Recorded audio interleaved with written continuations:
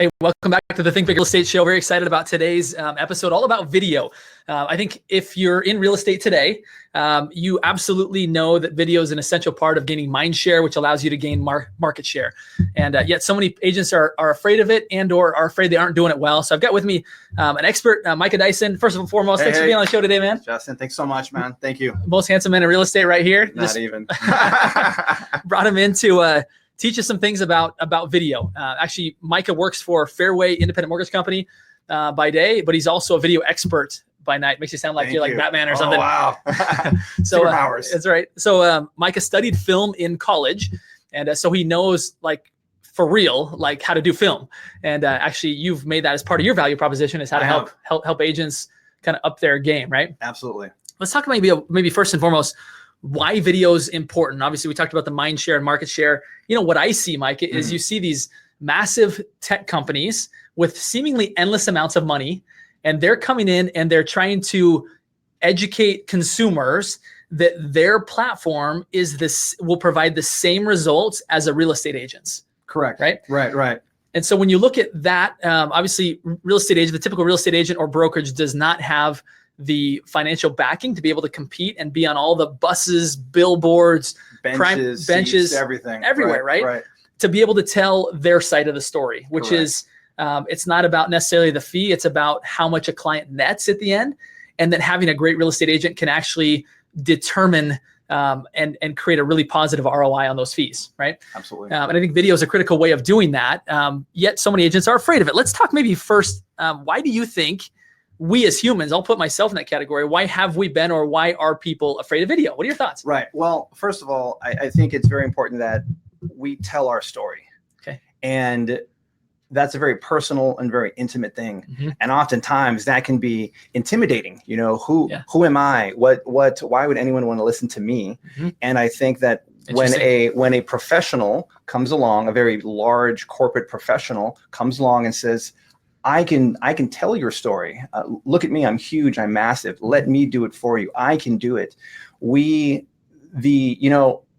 burden of having to speak in front of other people, mm-hmm. hundreds, even 10 people, hundreds, thousands, is lifted off our shoulders and given to someone else. Mm-hmm. All we have to do is smile, give a bio, and then the professional does everything else for us. Mm-hmm.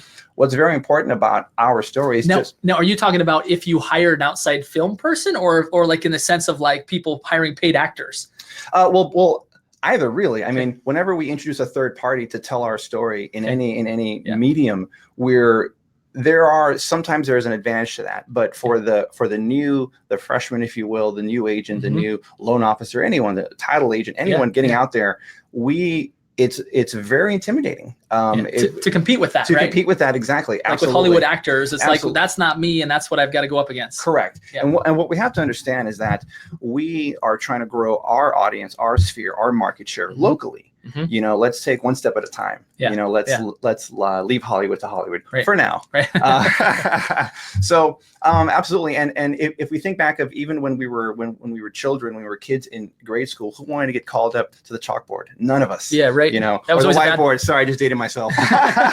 You're right. But the attention was not necessarily something you wanted in front of a group of people, right? Exactly. It's simply embarrassing. Exactly. So maybe that's some of like the stuff that's keeping us from doing it is like, I don't want to call attention to myself. That's a bad thing. Exactly. And what if I slip? What if I mess up? What if I stutter? A huge part of my story and that I share with people is that as outgoing and as an extrovert as I seem now, mm-hmm. I had a massive stutter as a child. So did I. Seriously, you don't know this about me, but there you go. Continue. Both of us. So two kids here with massive stutters. I dreaded saying certain words because I knew that mm-hmm. the second I was up in front of the classroom, I would stutter. Mm-hmm. And so that's something that can turn into a lifelong handicap mm-hmm. that we have to overcome. Yeah. If we're going to make it in our industry. Mm. And you're probably going to get to this, but social media with the introduction of social media, it has allowed a lot of us to enter that landscape without having to hire a film crew, mm-hmm. hire channels, get broadcasting, all of that, advertising, all of that is sidestepped to a certain degree because of social media. Yeah. Really interesting. So to your point of stuttering, for me, it was any word that started with an M. Yes. which created some difficulty. For me, it was T, S and a T, sometimes M, because you would get stuck on the like your mouth would like seal shut. Yeah. That was crazy. It was horrible, actually. So to this day, not many people know this about me, but to this day, I'll still in my mind, I'll go to say something and it doesn't come out. Yes. And I've got to quickly work around it and find a different word for it.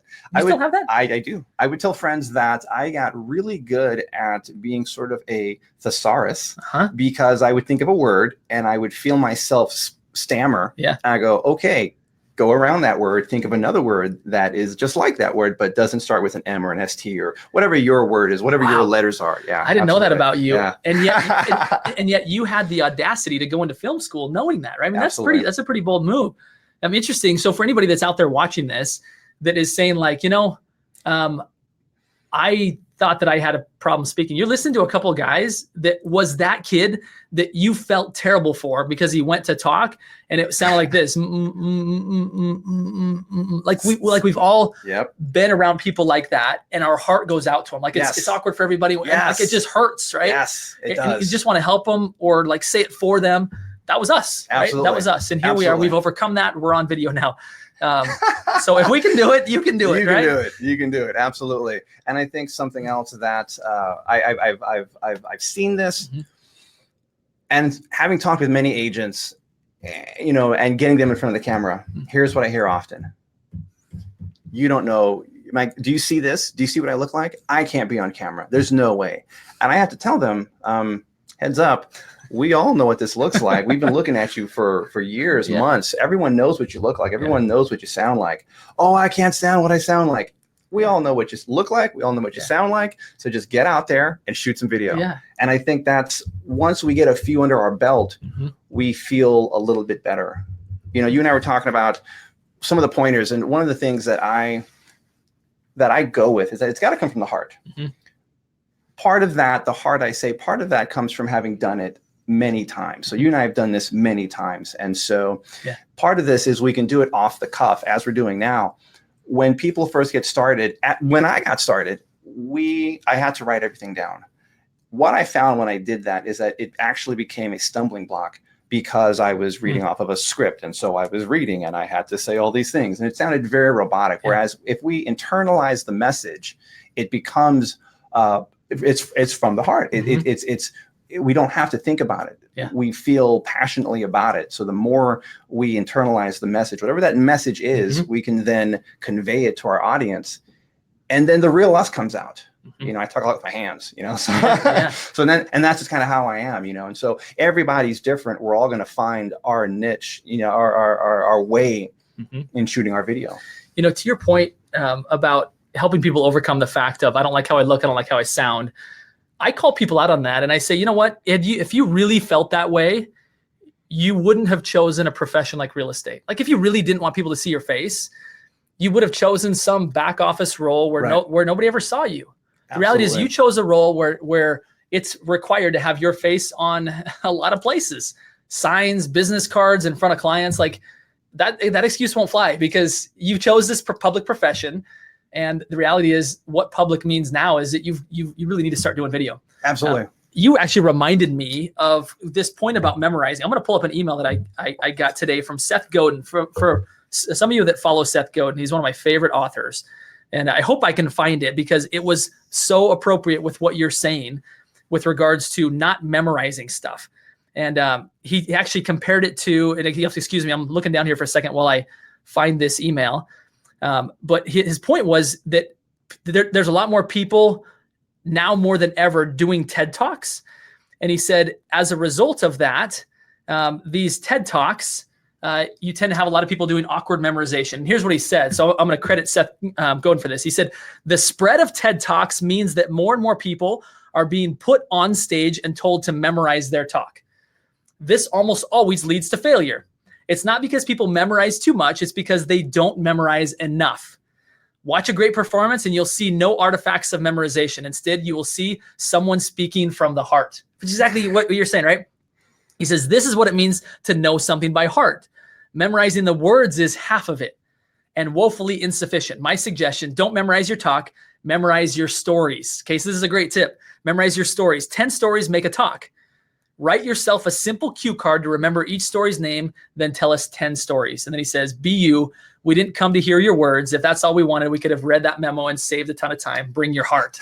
Isn't that great? I love that. Like how appropriate. That's absolutely true. For your advice, which you're telling people, stop like reading lists. Stop scripting it all out. Stop writing everything that you need to say, because it's terrible for the audience, because it's not you. It's right? Not, exactly. And our audience, we're building our audience. Yeah. We're building our tribe, our people, and you can't fake that. Yeah. You know, people that listen to me, people that I work with, they work with me because they like me. Mm-hmm. I mean, it's the famous quote, you know, Maya Angelou, and I'm horrible at quotes, but it's something, you know, it's I'll paraphrase, of course, where it's like, they'll forget what you say, but not how you made them feel. Right. And it's about the feeling as much as we talk about numbers and and the arithmetic of things, you know, it's really about the feeling. Mm-hmm. It's about developing that trust, and trust, to Seth's point, comes from stories. We love stories. The person who can tell a great story is the winner. I just got a haircut recently. I hope you guys all like it. Thank you. But I loved, anyone can cut hair. If I can get the same stylist again, I will, because she told a story. She just talked about where she was from, where she had been, her trips to Hawaii, her trips swimming with the sea turtles. I didn't ask for any of this, but it was amazing. It was one of the best haircuts I've gotten. I get the same haircut, but it's because of the experience. It's the stories that she shared with me. That's really what it is. People want to have a connection. We're all humans. We want a human connection. And that's our ace up our sleeves as new, as freshmen, as people. Even if you're a veteran and you're trying to branch into a new audience, that's what we need to do. Is expose be a little vulnerable, like you and I just were. We both stuttered when we were children, and sometimes even as adults. You know, but that's what people can connect with. No one cares about XYZ. They want to hear about, they want us to be vulnerable, you know, to a certain degree. And one thing as well, while it's on my mind, we don't want to memorize things. And this is a very informal interview that we're having here. It's fun. It's great. You do want to have bullet points. You do want to kind of touch on a few things and just like Seth was saying, write on the flashcard, the cue card, a couple of topics, a couple of bullet points, and tell those stories, hit those points up. So just no, I love it. And I think that's kind of getting into the more tactical, which is, let's go there now. Right. And I think, you know, to kind of wrap up the first point, is a lot of people don't go to video, or they don't do video well because they get stuck on, I don't know what I'm going to say, right? So at the end of the day, your point, Micah, and to Seth Godin's credit as well, is that tell a story, right? Like, what is the story that you'd go back and tell to coworkers? What's the story you'd go back and tell to a spouse or to a loved one? Something that was funny, something that was entertaining, something that was heartwarming. Like, start to, like, those stories that you feel, those are the stories that you want to tell, right? Not and what I see a lot of our real estate agent partners and clients doing is talking about houses. Right. 3-bedroom, 2-bath, listed at 2,000 square feet, granite counters, tile. Okay. There's no emotion there, right?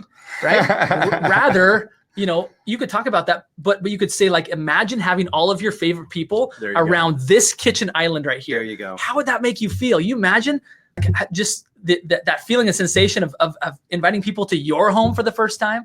Like, now it's like, oh my goodness, I can feel myself there, right? Exactly. You did the same thing. You talked about the granite countertops, but you told a story, right? Around it. Exactly. Around it. Yeah. You paint a picture. A lot of something something just popped in my head here. In addition to doing film, so I started out as an art major. I loved to draw. Film was my way of getting a degree actually out of it. One of the things that I loved to sketch. My son, thankfully, he's inherited that gene from both my wife and I. Cool. Yeah, totally. One thing I tell people back when I was really drawing, and that was shown to me, is you got to get out, and this applies to anything. This applies to film. This applies to anything. You got to get in there, and you just gotta rough it out. You just got to get in there. So I would suggest, one of my suggestions when I was an artist, was don't think about the nose. If you're drawing, I loved the human form, and I took tons of figure drawing, loved all that. Don't think about the nose or just the eye or the finger or the thumb. It's the whole body. It's the energy. It's the space it occupies. Think of that. Interesting. Rough it out. Really sketching. You know, it's called sketching for a reason. It's not called perfect. We're not robots. Get in there and rough it out. So, and then slowly, it's like, you know, clay or plaster. You start hacking away at it, and slowly the form reveals itself. And so film is like that. Video is like that. Get out there and do a couple of shots, you know, and you're gonna stumble. You're gonna, I forgot what I was saying. Fine, do it again. Rough it out. Take many practices, 10,000 shots, whatever. Keys are different, you know. Just do it. And eventually, it becomes you. Yeah.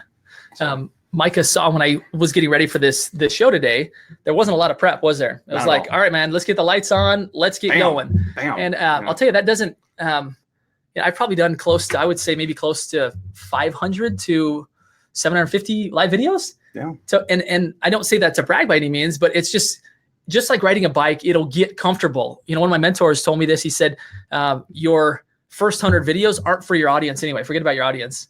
It's about you finding out what you want to talk about and what you can get passionate about, right? Yeah, that's great. And so for me, like, this is what I'm passionate about, is really pouring into real estate agents, helping them think bigger, right? So that they can have a better business and have more impact and have more options. That's my passion. And so it comes really natural to me now, because I've found, but it took a lot of time to find out what I really wanted to talk about, what lit me up. Yes. Because that's what's helping me find my tribe, right? Is that it's going to, like, the right people are going to feel something. They're going to be like, hey, that's my guy, right? And they'll go towards you. That's right. Yes. Attraction. Yes. So back to the a couple of the more kind of logistics, tactical items. Okay. So let's talk about, you recommend maybe having 3 bullet points. Correct. Okay. Not having everything scripted out. This is everything I'm going to say, right? Because that turns you like into this. And your head's down, and and then you forget. No emotion. Exactly. Yeah. I would say 3. Okay. I was half joking. We of average intelligence, I'm right in that boat. Three's a number. Three's like a magic number for us. So, you know, if it's the top 3 reasons you should buy now, the top 3 ways to get clients to list their homes, the top, you know, et cetera, et cetera. Think of 3 things, bullet points. Do all the writing you want. Get on paper, internalize it. But know that when you're in front of that camera, it's going to be the bullet points that you're going to remember. Unless you're some super intelligent person, 3 bullet points is going to be it. That's about all we can store. And if you're having a camera pointed at you, there's only so much there's only so much you're going to be able to remember. So hit 3 main bullet